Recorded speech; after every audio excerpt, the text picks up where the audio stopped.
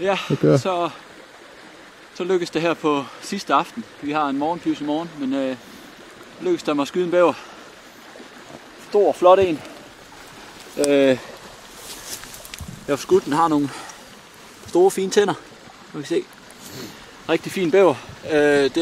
Jeg skyder den ind på lidt lavt vand. Og så synker den og går ned, og jeg skynder mig over. Jeg skal lige krydse stemningen over på den anden side, og den er så bare sunket.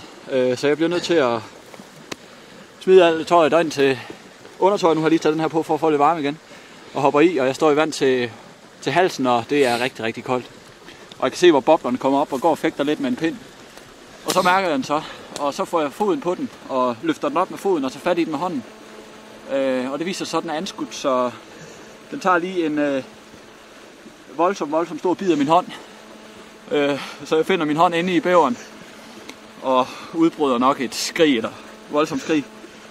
Og så kæmper jeg med den og får den bakset ind på land, og får den aflivet derinde. Så nu tror jeg lige, vi skal vurdere, om jeg skal forbi et sygehus, eller vi kan fejre den her bæver med øl, eller hvordan det ser ud. Lige nu er det bare adrenalin, og lidt smerte også, og så fryser jeg, for det vand, det er pissekoldt. Men jeg har skudt min første bæver, og det er en, jeg kommer til at huske. Den har sat sine spor, og ja. Både mentalt og fysisk. Mentalt og fysisk. Den er en voldsom oplevelse på mange plan.